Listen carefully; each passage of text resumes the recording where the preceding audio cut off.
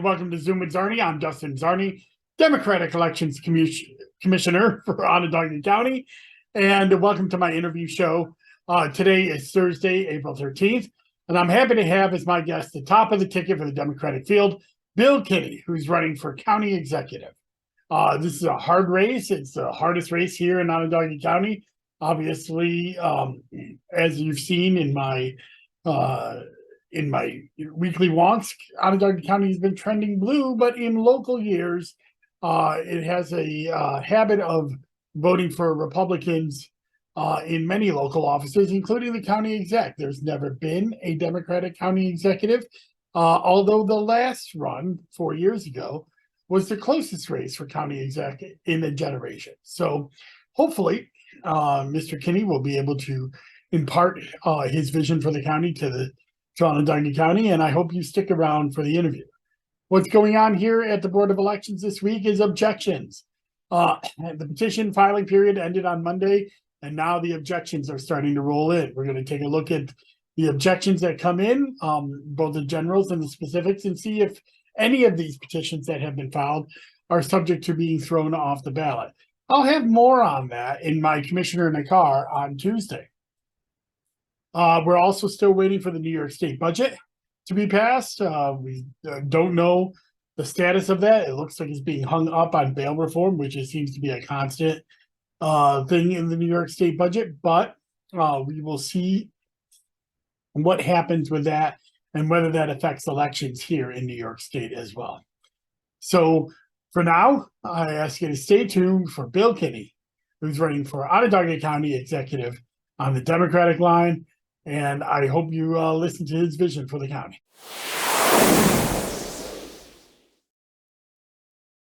And I'm back, and I'm very happy to have my good friend Bill Kinne. I've known Bill Kinne my entire time in Central New York politics. He's been a legislator or working for the county legislature for over 20 years, and he's now running for county exec this year. Bill, thank you so much for coming back on Zoom with Czarny. Oh, thank you for inviting me, Dustin. Greatly appreciate it. So I've known you a very long time, and you've been on the program a couple of times. But I would like you to kind of tell the viewers or listeners, who's Bill Kinne? What's your background? Okay, sure. I got into politics thinking it was a public service job, and I still believe that. I think it's an honor to be elected, and I try very hard to live up to that every day. Besides being elected to the legislature for over 20 years, I own my own business. It's a small property management business. I'm gradually getting out of that because I'm running for county executive, and that's a full-time job. I'm married, 4 children, graduate of Corcoran High School, OCC in Arizona State. I have a degree in criminal justice. Never really used that degree very much, although I did work for Elmcrest Children's Center for 3 years, which was a job I loved. That's me in a nutshell, I think. So you're running for county exec. You've been the 15th district county legislator for the last, few cycles. You took some time off. I mean, you were the 15th for a little while, took some time off, worked for county government, and then came back and ran a few years ago to start giving service. But why are you running for county exec? You've decided to give up the county legislator seat and run for county exec. And why was this so important for you to throw your hat into the ring? Sure. But I will say this first. When I started running for the legislature, the district was 22. But because of consolidation, legislators, I'm down to 15. But in any event, the county executive is a very important role in our county government. And quite frankly, the present county executive does not represent the people, in my opinion. He doesn't listen to them. As an example, on the discussion of the aquarium, they were getting so many negative comments that he turned off the county Facebook page. I just feel that we need competition, and we need someone that will stand up and speak on behalf of the citizens and listen to the citizens. And I think we need to address some issues that have not been addressed properly. For instance, he's talking about how good he's done on infrastructure and lead poisoning, but it's 2023, and in my humble opinion, the lead poisoning, it should not be around at all. We should have dealt with that years ago. He's piecemealing it, and I think we need to deal with it in a smart way. Infrastructure. Yeah, he does certain things, infrastructure, but when I meet people across this county, they all say the same thing. We need bridges fixed. We need roads fixed. What about our sewer system? It's falling apart. So I'm running to not listen to the people, but try to get some things done that'll help the people. So, and yeah, and that's, all very good, but I don't think people realize just how big county government is. And, these county government elections, county legislature and countywide elections all happen in these odd years with these low turnout elections. But, you've been in county government longer than anybody I know in one role or another. How important is county government in the average citizen's life? It's extremely important, and I don't know how to. I mean, everyone has the right to vote or not to vote, but the important elections are these local ones, if you ask me, because they affect your life in a more direct manner, whether it be from the road you're driving on or the water you're getting from your faucet. County government is extremely important, and I think people need to realize that all the things that we do that are beneficial that they probably interact with and don't realize. For instance, the zoo, Jamesville Beach, Oneida Shores, the sheriff's department. These are all things that the county government is in control of and impact people's lives. You brought up the aquarium, and let's kind of dive into that a little bit, because that's an issue that has drawn praise from some quarters from the business community, but a tremendous amount of criticism from others in the community. So why is that an example of something different that you would want to bring to county government? Well, let's try to break this down. First of all, the county, since the formation of the county legislature, has never done a project like this without bonding for it. We're not bonding for this project. We're spending HARPA money that we got from the federal government to build this aquarium. There's many other uses that this money could have been used for in a positive manner. Secondly, there was no business plan. I mean, it bothers me that some of the people in the business community are in favor of this, because if they're true business people, they would understand the importance of a business plan. There is no business plan for this. Even the majority leader for the Republicans in the legislature voted against this because there was no business plan. Also, when we asked simple questions, what's going to be the yearly maintenance cost? The answer was, we don't know. So look, I love the idea of an aquarium. It'd be nice to have one under the right circumstances, but there are so many other things that need to be addressed, and so many things that we could use that money for in a positive way, that I voted against it, and I'm proud of that vote. It doesn't stand up to the basic litmus test of, does it help the people now? And so what are some of those opportunities that you would like to deal with as county exec? What are some of the issues that you believe are not being addressed by the current administration? We obviously have a problem in this community with mental health. I don't think anyone disagrees with that. The county executive, to his credit, has done some minor things, but I think we need to handle that in a full-on charge. We have to wrap our arms and heads around that and deal with that issue to the benefit of the children, to the benefit of the adults. We have to control this mental health problem. The opioid crisis. Again, we're doing some, but I don't believe we're doing enough. Infrastructure. We could sit back and yearly just make the basic fixes, but that's not going to help the people down the road. It's really not going to help us, because we're not going the extra mile to fix our infrastructure. So I would like to do with that. I think that one of the problems in this county is we have a poor ethics board And basically our ethics board is, for all practical purposes, non-existent. So I would like to work with the legislature and have a better ethics board. And that doesn't require very much money, hardly any money at all, but it would help the people of this community, I believe. So, Bill, and you brought up the ethics board. You've been a part of, the county legislature for quite some time, and we've seen, a lot of different issues go through the county legislature that we've brought in and that have been ignored, and that you and the Democratic members have brought to the ethics board. What are some of those issues that you feel like the public doesn't really even know about or not being addressed, and that you would like a proper ethics board to be able to shine a light on? Well, one of the main concerns I have is the number of legislators that have been hired by this county executive. I mean, talk about nepotism. It's rampant. And I would like to have a rule that once you leave the legislature, you can't work for the county for maybe 2 years or 3 years. I'm open for compromise, but I think there ought to be a separation. I find that in my term on the legislature from 1992, to roughly around 2010, there was debate in the legislature.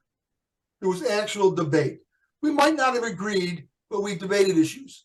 And sometimes the Republican majority would actually talk to us about how to do things. But since 2010, there's virtually no debate.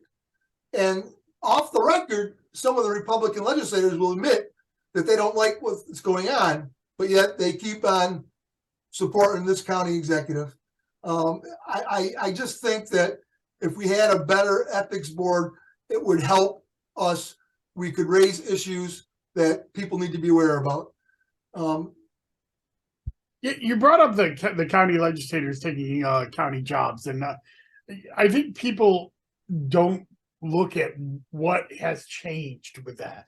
We've seen county legislators take county jobs. I mean, you took a county job, but you did it after your service as a county legislator. And I think that's what the troubling thing is for me about this, is that it was one thing for people to retire, not run again from the county legislature, and then get a county job. Now it seems like there's this systematic thing in place to use taxpayer money to, in essence, buy off sitting county legislators who leave their county legislature spot early. We saw that with Casey Jordan. We saw that with John McBride. We saw that with Mike Plachocki. And then they leave. Pat Kilmartin. What's that? Pat Kilmartin. Pat Kilmartin. They leave early and allow the county executive to put not just somebody who's going to take over for them after the election, but somebody who's going to, start right away. With no offense to Rich McCarron, who's the new OCL 11, but we saw that with him. We saw that with Cody Kelly in OCL 14 with Casey Jordan, and Julie Abbott in OCL 6. And they start with incumbency because they get put on the county legislature by the county exec, who just hired their their predecessor to create the opening in the first place. And that, that's why in the state legislature they have these rules about you can't lobby the state legislature, you can't work for the state government after you leave office for a certain period of time. And that's what you're talking about with the county as well. Is that right? That's correct. That's correct. I would like to point out, though, when I left the legislature, I did not only did I leave at the right time in regards to when my term ended, but I took a position that was already existed. That man that held the position retired. So I got that. Now, some of these other names you're talking about, the positions were created for them. For instance, John McBride, great guy. I like John, but his position was created for him about 5 or 6 months, maybe a little bit longer before. That position never existed. So the county executive gets him to leave and fills that position. And also, I'm not going to say who because I don't want to, I like the person, but one of the county's attorneys was complaining about the appointment of one of the legislators because even though he was a nice guy, he really wasn't a very good attorney. So, I mean, I think if you're going to hire somebody, they've got to meet a couple of obligations. One, they got to be qualified, okay? Two, there really should be a separation. And you shouldn't just get them off the legislature and fill a position with someone you like. Yeah, and it's not even just the legislature this is going on, and we saw that with the former sheriff's candidate that he was not a legislator, he was running for Onondaga County Sheriff. The Democrat won, Toby Shelley won, and so all of a sudden $100,000 job using ARPA money, or was it ARPA money? I think it was ARPA money. It was a position created during the pandemic that had gone unfilled for 2 years. Was given, and the duties have never really been laid out about what he's supposed to be doing, or at least I don't believe so. Has the legislature, found out what the job title is, what that position is dealing with? Well, not really. And what the county executive said was not the original intent of the legislation. I voted against that bill way back when it was created, because I thought it was another plum job situation. Look at Toby Shelley was elected, and he's been nothing but upfront, and he's a gentleman. He even offered the former Esteban Gonzalez a job so he could get his retirement.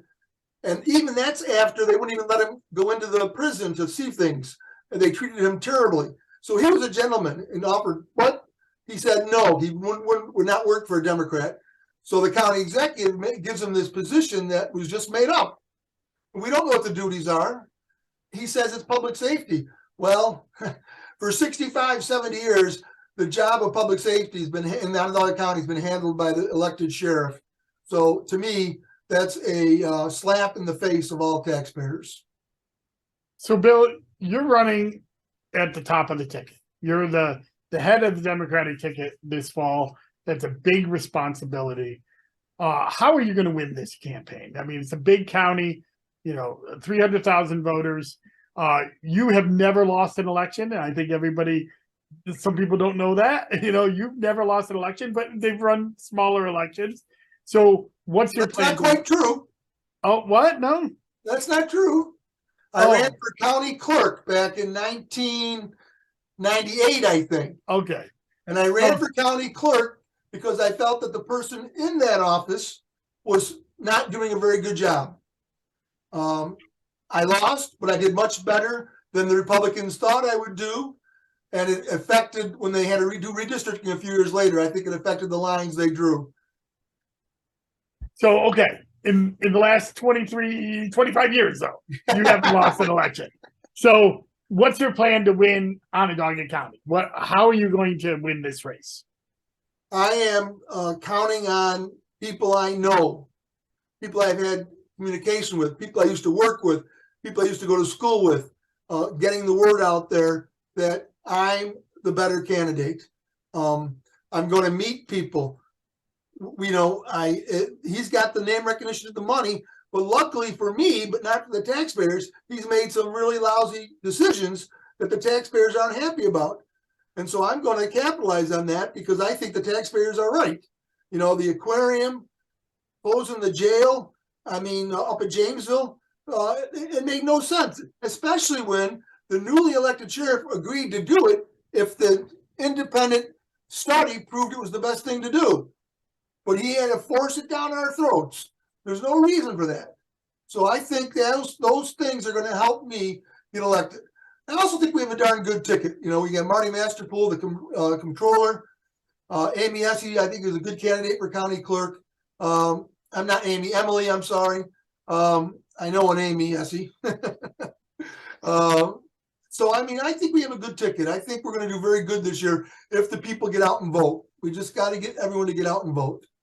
And that's always the problem with these odd year elections, that getting people out and into the streets and voting and caring about in this in these elections. So you're you're running this fall with, as you said, we do have a great top of the ticket. We Marty and Marty Maspel, Emily Essie, they're going to be on this program.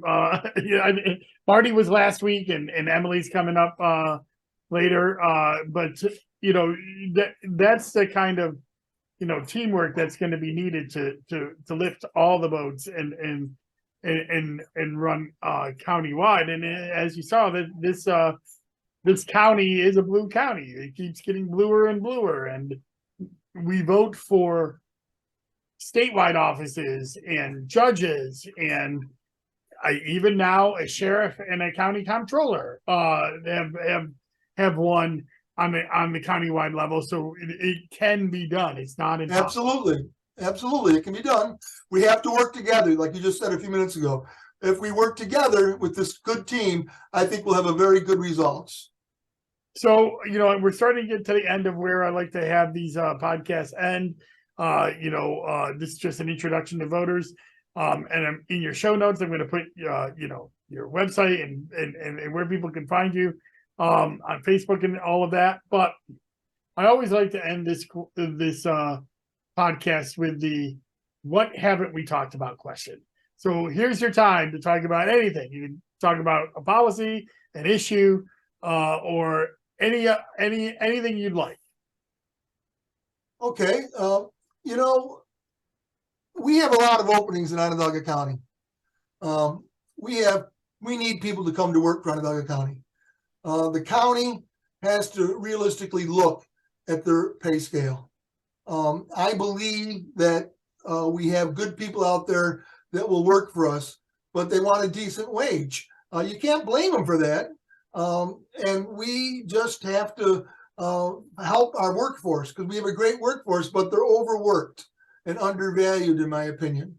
We recently received a email from a person that was on the job for 1 year, and not once during that 1 year did a supervisor help her with her job. And we were told by a former head person in personnel that the person was absolutely right. We've cut to the bone so much, they're not able to train the people properly. So I'd like to hopefully get elected and make sure that when we hire someone, we can get them trained properly and serve the citizens of this community. That's one thing I'd like to do. The other thing I would like to do is try to get a plan where we know what expenses are going to be for infrastructure. Have a laid out plan. We're going to do X, Y, Z to get our county infrastructure back in shape. I just think the people want that, and I think it's the right thing to do.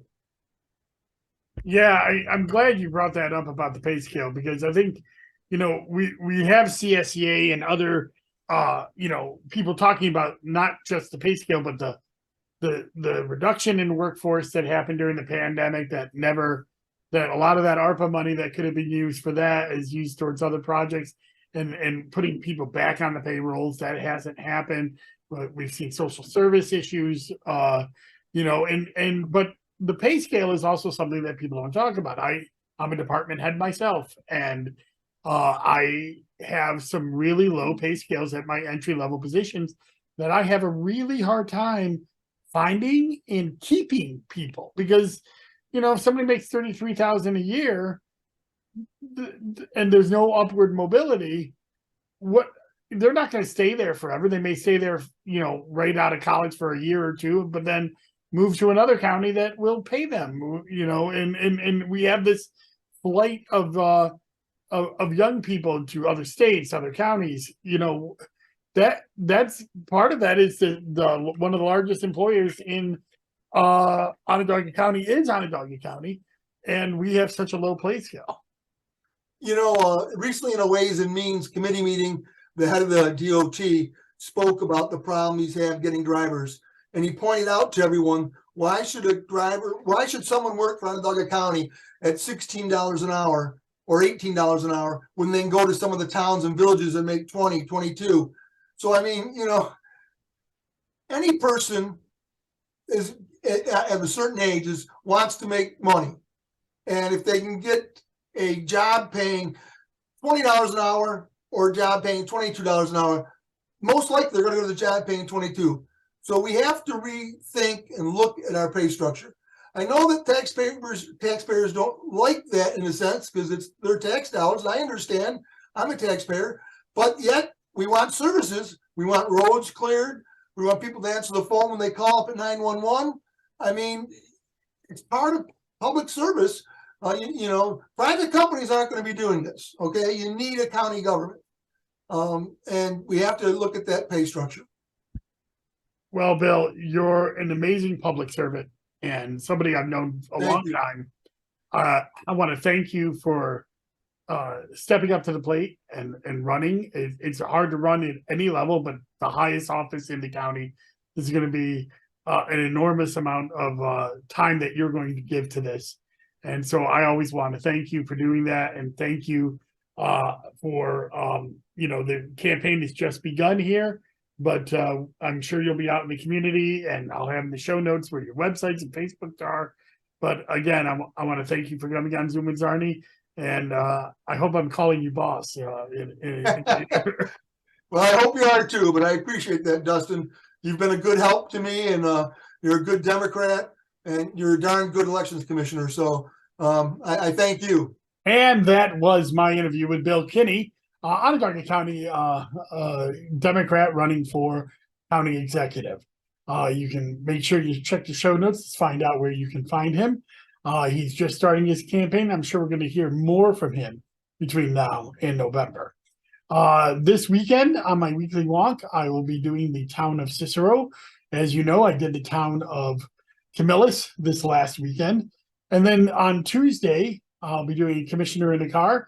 And the commissioner in car will be on objections and other things with you know, that are going on at the Board of Elections. But we're probably going to be going over all the objections that have filed in, unless we have a New York State budget. Then we may be talking about that.